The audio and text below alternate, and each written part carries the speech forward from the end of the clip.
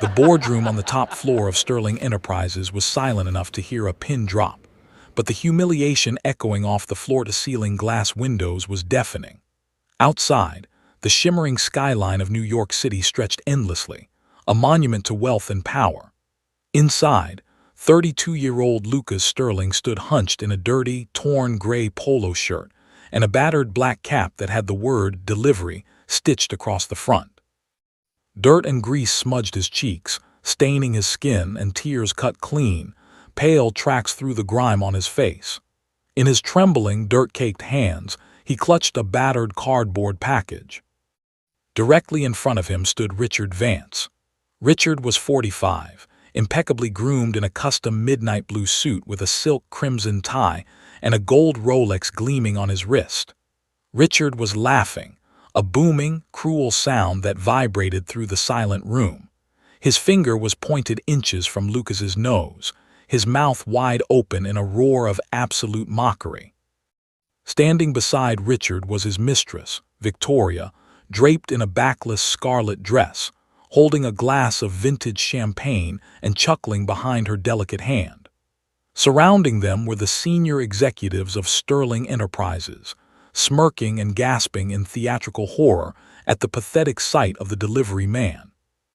"Look at you," Richard roared, his voice dripping with venomous disdain. "Look at this disgusting piece of trash standing in my boardroom. You dropped the package, you stained the floors, and you look like you crawled out of a sewer. Do you have any idea where you are, boy? This is Sterling Enterprises. We make billions while scum like you beg for nickels." Lucas bowed his head lower, his shoulders quivering as if overcome by sheer terror and shame. Tears continued to roll down his dirt-streaked face, but behind the brim of his low-slung cap, hidden beneath the layer of theatrical filth and fake tears, Lucas Sterling's dark eyes were ice cold. He wasn't weeping from shame. He was realizing with absolute clarity that the company his father had spent a lifetime building had been infected by a ruthless parasite. And Richard Vance had no idea that the broken, filthy delivery boy standing before him was the absolute owner of every single brick in the building. Just 3 weeks earlier, Lucas Sterling was living a completely different life. As the sole heir and newly appointed owner of Sterling Enterprises, Lucas had spent years working out of the company's European branches in London and Zurich. Following his father's passing, Lucas was set to formally take over the headquarters in Manhattan. Sterling Enterprises was a massive conglomerate overseeing shipping, real estate, and high-tech logistics. But before stepping into the corner office, Lucas had received an anonymous, frantic email sent to his private address. The message contained a chilling warning. The Manhattan headquarters is rotting from the inside. Senior Vice President Richard Vance is embezzling millions, falsifying delivery logs, and abusing the workforce. If you announce your arrival, he will cover his tracks. Lucas knew that showing up in a three-piece suit with a team of forensic accountants would only cause Richard to hide the evidence. He needed raw, unfiltered truth. He needed to see how the company operated when no one knew the boss was watching. So, Lucas devised a plan. He informed the board of directors that his arrival from Europe would be delayed by a month due to regulatory hurdles. Meanwhile, he quietly moved into a small, rented apartment in Brooklyn, bought second-hand work clothes, and applied for an entry-level position at Sterling Delivery Services, the ground-floor courier division of his own empire. He adopted the alias Luke, a quiet, unassuming young man eager to make a living. On his first day at the distribution depot, Lucas experienced the harsh reality of the low-level staff. The warehouse was stifling, the equipment was outdated, and the workers were subjected to brutal quotas. His immediate supervisor at the depot, a tired 50-year-old man named Marcus, took Lucas under his wing. Marcus was a good man who worked 14-hour shifts just to afford medication for his sick daughter. "Keep your head down, kid," Marcus had warned Lucas on his first morning, handing him a worn-out black cap. "Management up on the top floors doesn't see us as human. To Richard Vance and his inner circle, we're just line items on a spreadsheet. If you break a package or miss a delivery time by 5 minutes, they dock your pay or throw you out on the street. Over the next 2 weeks, Lucas worked tirelessly as a delivery driver. He hauled heavy crates, drove rattling vans through gridlocked Manhattan traffic, and swept the warehouse floors. He saw how hard the workers pushed themselves, and he saw how Richard Vance's management team squeezed them dry. But more importantly, Lucas used his access as a courier to gather intelligence. Because he was invisible to the executives, he could walk through corporate hallways carrying packages, while managers talked freely right in front of him. It didn't take long for Lucas to uncover the depth of the corruption. Richard Vance wasn't just a tyrant, he was a thief. While delivering internal mail to the executive suites, Lucas overheard hushed conversations between Richard and Victoria, who served as the chief financial officer. They were systematically rerouting high-value shipping contracts to shell companies they secretly owned, inflating logistics costs, and blaming the financial losses on worker inefficiency to justify cutting employee benefits and health insurance. The betrayal cut deep. Lucas's father had built sterling enterprises on the principles of integrity, respect, and fair pay. Richard Vance was systematically destroying that legacy, lining his own pockets while hardworking men like Marcus struggled to feed their families. But Lucas needed concrete, indisputable evidence before he could strike. He needed the physical ledger, the master book of altered shipping manifests that Richard kept locked in his private vault inside the main boardroom suite. The opportunity came on a rainy Thursday afternoon. An urgent, hand-delivered envelope containing security authorization codes arrived at the ground-floor depot, meant for Richard Vance's personal office. Lucas volunteered to make the delivery himself. To make sure he looked the part of a struggling, incompetent courier, Lucas deliberately dirtied his gray polo shirt with motor oil and dirt from the garage, tore the sleeve on a rusted nail, and smudged grease across his face. He put on his dirty black delivery cap and headed up the private elevator to the top floor. When the elevator doors opened onto the executive penthouse, the contrast was sickening. While the warehouse workers below sweltered without working air conditioning, the penthouse was a palace of polished marble, glass, and warm, ambient lighting. Soft jazz played through hidden speakers, and the air smelled of expensive perfume and aged whiskey. Lucas walked briskly toward the boardroom, holding the cardboard delivery box tight against his chest. Inside the box was a hidden, high-resolution camera modified to stream live video to an encrypted cloud server, managed by Lucas's trusted personal attorney, Arthur Pendleton, who was waiting in a car parked 2 blocks away. As Lucas stepped into the boardroom, he found Richard Vance hosting an exclusive, private party for senior management and high-net-worth investors.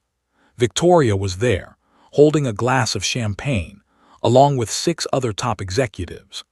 They were celebrating the signing of a massive logistics deal, a deal that Lucas knew was structured to funnel $5 million directly into Richard's offshore accounts. "Delivery for Mr. Richard Vance," Lucas said softly, keeping his eyes glued to the floor and adopting a timid, trembling voice. Richard turned around, his face instantly twisting into an expression of sheer disgust. He looked at Lucas's oil-stained clothes, his muddy boots leaving small prints on the pristine rug, and the torn fabric on his arm. "What is the meaning of this?" Richard snapped, striding toward Lucas. "Who let this filthy animal up to the executive suite? Where is the regular courier?"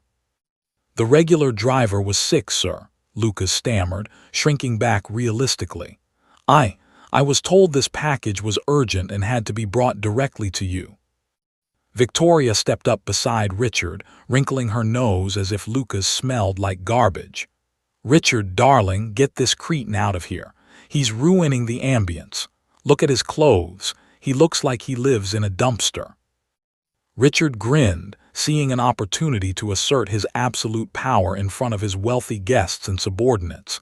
He stepped directly into Lucas's personal space, sneering down at him.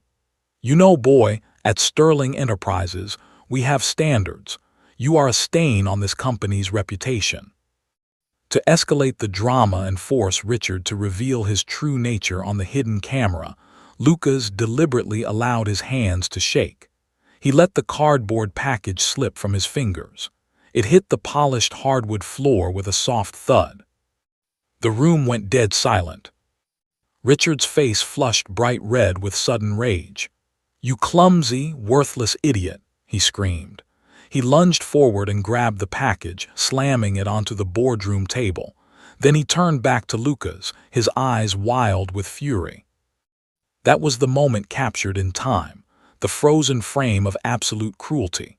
Richard leaned over, pointing his finger aggressively right into Lucas's face, laughing hysterically to mask his rage with dominance, belittling the young courier in front of everyone. Victoria threw her head back in cruel laughter, sipping her champagne, while the surrounding executives joined in the mockery. "Look at you," Richard roared, his voice echoing through the penthouse. "Look at this disgusting piece of trash standing in my boardroom. You dropped the package, you stained the floors, and you look like you crawled out of a sewer. Do you have any idea where you are, boy? This is Sterling Enterprises. We make billions while scum like you beg for nickels." Lucas bowed his head, letting tears leak from his eyes, tears of exaggerated distress that made the executives laugh even harder. "Please, sir," Lucas whispered, his voice cracking. "I need this job. My family relies on me. Don't fire me." "Fire you?" Richard snorted, leaning in closer, his gold watch glinting under the chandelier. "I'm not just going to fire you, you pathetic worm. I'm going to make sure you never work in this city again. I run this company. The owner, young Lucas Sterling, is sitting over in Europe like a brainless fool, letting me build this empire. I am the god of Sterling Enterprises. What I say goes. If I want to crush a bug like you, nobody can stop me." "Is that so?" Lucas asked. The change in tone was instantaneous. The trembling voice was gone. The pathetic, stammering delivery boy suddenly stood up straight. Lucas lifted his head, his posture shifting from broken to commanding in less than a second. He wiped the fake tears from his face with the back of his dirty sleeve, revealing eyes that were cold, sharp, and completely devoid of fear. Richard blinked, startled by the sudden shift in atmosphere. "What did you say to me?" "I asked if you really believe you run this company, Richard," Lucas said, his voice dropping into a deep, authoritative baritone that cut through the room like a steel blade. Victoria let out a sharp, nervous laugh. "Richard, why is this trash still talking?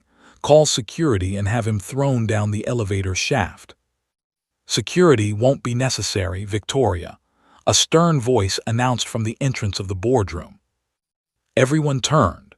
Standing at the doorway was Arthur Pendleton, the senior founding partner of Manhattan's most prestigious corporate law firm, flanked by 4 uniformed officers from the New York Police Department's Financial Crimes Unit and 6 heavy-set private security guards.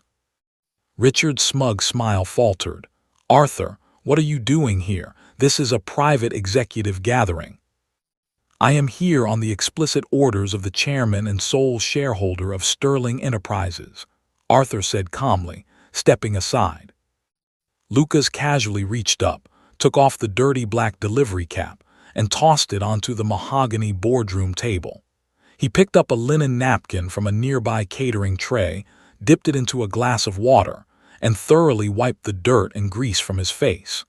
He smoothed down his hair and straightened his posture, standing at his full 6'2" height. The executives in the room looked between the delivery boy's freshly cleaned face and the giant oil painting hanging on the boardroom wall, a portrait of the company's founder, Edward Sterling. The resemblance was undeniable. The jawline, the piercing gray eyes, the unmistakable posture of absolute command. Richard's face drained of all color, turning a sickly, ghostly white. The champagne glass in Victoria's hand slipped, shattering against the floor in a shower of sparkling wine and crystal shards. "No," Richard whispered, taking a stumbling step backward. "No, that's impossible. You're Luke, the delivery driver." "My name is Lucas Sterling," Lucas said, his voice echoing with absolute authority. "And for the past 3 weeks, I have been working in the distribution center you starved, cleaning the vans you neglected, and delivering packages to the office you used to rob me blind." A suffocating silence descended upon the room. The executives who had been laughing just seconds ago were now trembling, their hands shaking as they tried to blend into the background. Lucas stepped closer to Richard, looking down at the man who had just berated him. "You called me a pathetic worm. You called my workers scum. You boasted that the owner was a brainless fool sitting in Europe while you stole millions. But while you were busy playing king in my boardroom, you forgot one very simple rule. A company is only as strong as the people who build it from the ground up."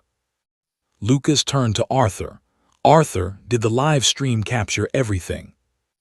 "Every single second, Mr. Sterling," Arthur replied, holding up a tablet device.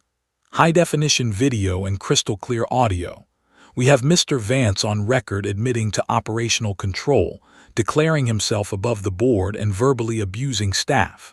Furthermore, while you were holding his attention, my team executed a court-sanctioned warrant on his private server. We have the complete, unredacted financial ledgers proving over $14 million in illegal embezzlement, co-signed by Richard Vance and Victoria Hayes." Victoria let out a choked gasp and collapsed onto a leather chair, burying her face in her hands. "Richard, do something. Tell them it's a mistake." Richard looked around the room wildly, searching for an escape, searching for an ally among the executives he had cultivated. But every single one of them looked away, terrified of being linked to his downfall. "You can't do this," Richard spat, his voice cracking with desperation, his former arrogance crumbling into pathetic fear. "I built this division. I made this company profitable. You were hiding like a coward in a delivery uniform." "I wasn't hiding, Richard," Lucas said coldly. "I was inspecting my property, and I found a rat." Lucas turned to the police officers. "Officers, please arrest Mr. Vance and Ms. Hayes for grand larceny, corporate fraud, and embezzlement." The officers stepped forward immediately. The metallic click of handcuffs echoed sharply through the quiet boardroom as they bound Richard's wrists behind his back. The gold Rolex on his wrist caught the light one last time as he was forced to his knees, struggling against the officer's firm grip. "Wait, Lucas, please," Richard begged, his voice high-pitched and hysterical as he was dragged toward the door. "We can talk about this. Think of the reputation of the company. Think of your father's name." "I am thinking of my father's name," Lucas replied, standing unyielding as his former manager was marched past him. "And today, his company is finally clean." As Richard and Victoria were escorted out of the building in handcuffs, surrounded by press reporters who had been tipped off by Arthur, Lucas turned his attention to the remaining executives in the room. They stood frozen, awaiting their fate. "All of you," Lucas said softly, his eyes sweeping across the room. "Every single person who stood here, laughed, and participated in the abuse of an employee. Your resignations will be on my desk by 5 o'clock today. If you do not resign, I will personally ensure that forensic audits are conducted on your departments, and if we find a single penny missing, you will join Richard in a state penitentiary." Without waiting for a response, Lucas turned and walked out of the executive suite, leaving the disgraced executives in complete panic. Instead of going to the owner's penthouse office to celebrate his victory, Lucas took the private elevator straight down to the basement level, back to the noisy, hot distribution depot. The warehouse was buzzing with activity as workers loaded boxes into delivery vans. Marcus was standing near the loading dock, wiping sweat from his forehead, looking worriedly at his watch. When he saw Lucas walking toward him, still dressed in his torn, dirty polo shirt, but walking alongside Arthur Pendleton and a team of lawyers, Marcus froze. "Luke," Marcus asked, confused, "where have you been, kid? Management was looking for that package. And who are these people?" Lucas walked up to the older man, a genuine, warm smile breaking across his face. He took off the battered black delivery cap he had carried down with him and placed it gently in Marcus's hands. "Marcus," Lucas said softly, "my name isn't Luke, it's Lucas, Lucas Sterling." Marcus blinked, his mouth opening in shock as he looked at the young man he had mentored for 3 weeks. The owner's son. "Yes," Lucas said. "I came here to find out the truth about how this company was being run. And what I found was that the real strength of Sterling Enterprises isn't in the Penthouse boardroom. It's right here on this floor with men like you." Lucas placed a firm, supportive hand on Marcus's shoulder. "Richard Vance and his team have been removed from the company and are under arrest. Starting today, things are changing. Effective immediately, every worker in this depot is receiving a 30% wage increase, full health coverage, and upgraded equipment. And as for you, Marcus." Marcus swallowed hard, tears welling in his tired eyes. "Me. I need a new Vice President of Operations," Lucas said with a warm grin. "Someone who actually knows how this business works, someone who treats people with respect, and someone I can trust completely. The job is yours if you want it." Marcus covered his mouth, trembling as tears of disbelief and relief spilled down his cheeks. Around them, the other delivery drivers and warehouse workers who had gathered to listen erupted into thunderous applause and cheers. The sound echoed through the high ceilings of the warehouse, drowning out the noise of the city outside. Lucas stood among the workers, smiling as he shook their hands. He knew that the road ahead would require hard work to rebuild the company's reputation and financial structure. But as he looked at the honest, relieved faces around him, he knew that Sterling Enterprises was finally back in the right hands. You can buy a suit, but you cannot buy leadership. Respect is earned not from the top down, but from the ground up, and justice, no matter how long it takes, always delivers.